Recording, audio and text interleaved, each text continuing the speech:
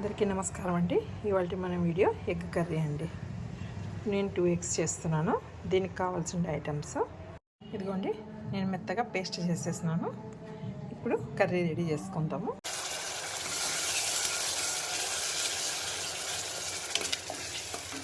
ఇది బాగా colour change అవ్వాలండి. అంతవరకు మనము ఫ్రై చేసుకోవాలి.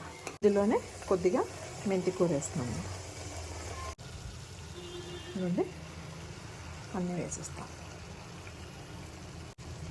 ఒకసారి కలుపుకుందాం.